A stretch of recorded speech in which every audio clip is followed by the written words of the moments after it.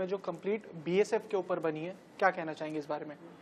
I think इससे पहले BSF के हमारे जवानों, उनका काम, उनकी बहादुरी, उनके जो सैक्रिफाइसेस रहे हैं, उसको ट्रिब्यूट देने के लिए कभी फिल्म बनाई नहीं गई है। आर्मी ऑफिसर्स पे बनी है, हमारे पुलिस पे बनी है, लेकिन ये पहली बार हमारे बीएसएफ ऑफिसर्स का ट्रिब्यूट है, उनको एक ट्रिब्यूट है, और ये एक बहुत बड़ी बात है। आई थिंक एक ऐसा मिशन जो उनके illustrious I would say run में 50 इयर्स में एक डिफाइनिंग उनका मिशन और ऑपरेशन था। हमारे नेशनल सिक्योरिटी की हिस्ट्री में एक डिफाइनिंग ऑपरेशन रहा है, तो एक बहुत बड़ी बात है और एक बहुत ही एक्स्ट्रॉर्डनरी कहानी है जो आई फील हमारे सारे सिटीजन्स इनको इस कहानी को देखना चाहिए, और इन्फॉर्मेशन के तौर पे और एक एंटरटेनमेंट के तौर पे भी। तो जब भी हम आर्मी की बात करें, बीएसएफ की बात करें, तो कंधों पे एक बहुत बड़ी जिम्मेदारी आती है। जब भी हम यूनिफॉर्म की बात करते हैं, तो क्या आपको आपके कंधों पे इतनी बड़ी जिम्मेदारी लगी कि आप किसी को, एक आर्मी ऑफिसर को रिप्रेजेंट कर रहे हैं स्क्रीन के ऊपर? वेल ऑफ कोर्स एक बहुत बड़ी रिस्पॉन्सिबिलिटी है, क्योंकि आप एक ट्रू इवेंट को आप स्क्रीन पे दर्शा रहे हैं ऑडियंस के सामने। एक ऐसा मीडियम है सिनेमा का कि वो एक बार बात बन जाती है, फिल्म शूट हो जाती है, तो फॉर पोस्टेरिटी रहती है, वो आर्काइव्स में हमेशा रह जाती है। तो वो इम्पैक्ट क्रिएट करने के लिए उसमें बहुत काम लगता है। वो रिस्पॉन्सिबिलिटी को मद्देनज़र रखते हुए आपको एक्यूरेसी की तरह उस कहानी को पेश करना है ऑडियंस के सामने। एक ऐसी फिल्म है जो बीएसएफ की दुनिया, उनके जवानों, उनके ऑफिसर्स को रिप्रेजेंट करती है, तो उसका एक केयर और सेंसिटिविटी का होना बहुत ज़रूरी है।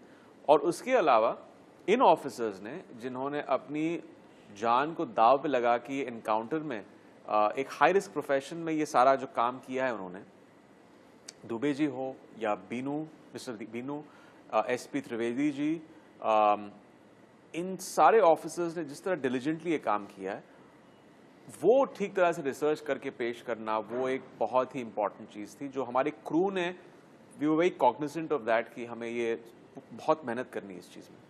फिल्म में आपने real life officer एनएनडी Dubey ji का कैरेक्टर प्ले किया है।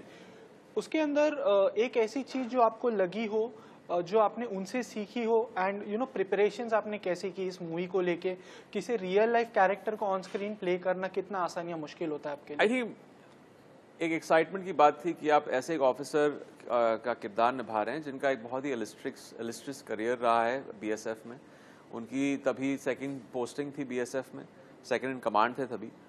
और एक चीज़ जो मुझे लगा कि मुझे इस चीज़ में निचोड़कर इस कैरेक्टर में अपने परफॉर्मेंस में लेके आना है, वो मेरे पहले दिन की जो मीटिंग थी मिस्टर दुबे के साथ, उनका एक जो ह्यूमिलिटी है, जो एक हम्बलनेस है, और ये बहुत सारे जवानों में देखा है मैंने, क्योंकि हमारे पॉइंट ऑफ व्यू से ये इतना बड़ा बलिदान दे रहे हैं, इतनी मेहनत करते हैं। मैंने देखा राजस्थान में जब गया था तो वहाँ के गार्ड्स 45 डिग्रीज के गर्मी में वहाँ पे बॉर्डर पे तैनात रहते हैं। 11-11 महीने उनकी ड्यूटी चलती है, वो अपने फैमिली से नहीं मिलते हैं, आइसोलेटेड जगह में रहते हैं, उनका कम्युनिकेशन कट हो जाता है उनके फैमिली से, दोस्तों से। बहुत बड़ी बात है जो करते हैं, और इसको हमें कहीं एक्नॉलेज करना चाहिए। तो वो चीज़ है, और मिस्टर दुबे की ह्यूमिलिटी, उस चीज़ को डिस्टिल करके इस परफॉर्मेंस में लेके आना, क्योंकि उन्होंने मुझसे कहा कि ये तो हमारी ड्यूटी है, सिर्फ ये एनकाउंटर जब हमने किया था, ये तो हम, it was just another day of the job, क्योंकि हम अपने देश से प्यार करते हैं, अपने देश के नागरिकों से प्यार करते हैं। तो उस फीलिंग को, वो फीलिंग ऑफ पेट्रियाटिज्म को लेकर आना, एक फीलिंग और इमोशन में उस कैरेक्टर में, वो बहुत इंपॉर्टेंट था। फिल्म में जो ऑपरेशन दिखाया गया है वो कश्मीर वैली में जो इंसिडेंट हुआ था उस पर दिखाया गया है। सो कश्मीर को लेके आपका क्या पर्सपेक्टिव था पहले, एंड शूटिंग के दौरान जब आपने कश्मीर को देखा, वहाँ के लोगों को देखा, एंड शूटिंग के बाद, फिल्म बनने के बाद आपका पर्सपेक्टिव कितना चेंज हुआ है कश्मीर को लेके या वहाँ के लोगों को लेके? बस जैसे हम जब जानते हैं कि कश्मीर अपनी हिस्टोरिकल, पॉलिटिकल, जियोग्राफिकल टेंशन्स की वजह से दुनिया का सबसे सेंसिटिव और कॉम्प्लेक्स जगहों में से एक है, और ये मेरे दिमाग में भी था जब मैं श्रीनगर जाने से पहले, और ये मेरी पहला ट्रिप था वहाँ पे श्रीनगर में, कभी हॉलिडे के लिए नहीं गया वहाँ पे। इतनी खूबसूरत जगह, जब आप वहाँ पे लैंड करते हैं, डल लेक का नज़ारा, वहाँ की सड़कें, खुली सड़कें, वहाँ के पहाड़, साफ़ हवा, जो एक क्लीनलीनेस है वहाँ पे, वो आपके दिल में और दिमाग में रह जाती है। आई थिंक अभी पिछले 10-12 सालों में जो एक इंसिडेंट रेट हो गया है टेररिस्ट अटैक्स का, सरप्राइज अटैक्स का, इंसर्जेंसी का, काफ़ी हद तक कम हो गया है। तो एक सिक्योरिटी की फीलिंग आई वहाँ पे। वहाँ के लोग भी बहुत अच्छे थे, अदब से बहुत रिस्पेक्टफुली वो पेश आए, बहुत सपोर्टिव थे, बहुत प्यार मिला हमें श्रीनगर में। और ये परसेप्शन हमारा चेंज होना चाहिए कश्मीर के प्रति और श्रीनगर के प्रति। वहाँ पे मैंने देखा कि बहुत सारे टूरिस्ट भी आने शुरू हो गए हैं।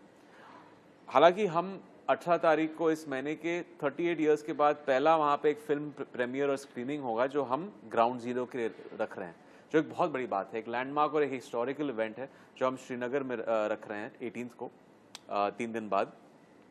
और ऐसी इवेंट्स और फिल्मों को करनी चाहिए श्रीनगर में, सिर्फ टूरिज्म के हिसाब से नहीं, एक वहाँ पे एक नॉर्मलसी लेके आने के लिए, क्योंकि ताकि वहाँ के लोगों को भी ये लगे कि अच्छा ये एक बॉलीवुड आ रहा है वहाँ पे, अपनी फिल्मों को शोकेस ये लोग कर रहे हैं। तो आई थिंक वही है, और लोगों को इस चीज़ में पार्टिसिपेट करना चाहिए और लोगों को जाके वहाँ शूटिंग करनी चाहिए, क्योंकि मैं खुद कह रहा हूँ कि वहाँ पे एक सिक्योरिटी कंसर्न हमारा था ही नहीं। क्या कोई ऐसी बकेट लिस्ट में आपके ऐसे कोई कैरेक्टर्स है जो आप ऑन स्क्रीन प्ले करना चाहते हो, जो अब तक आपको मौका नहीं मिला हो? वेल, इसके बारे में सोचा नहीं मैंने, लेकिन आई थिंक जॉनर्स के तौर पे मुझे एक साइंस फिक्शन फिल्म करनी है जो ज़्यादातर हमारे देश में बनती नहीं है। तो थैंकफुली अब जो माहौल बदल रहा है और लोग नए नए एक्सपेरिमेंट्स करना चाहते हैं, ज़्यादा सिनेमा में अब आजकल एक्सपेरिमेंट्स नहीं हो रहे, बट OTT में हो रहे हैं। बट उम्मीद करता हूँ कि सिनेमैटिकली थिएट्रिकल रिलीजेस के लिए भी एक हम लोग अलग जॉनर्स को एक्सप्लोर करें।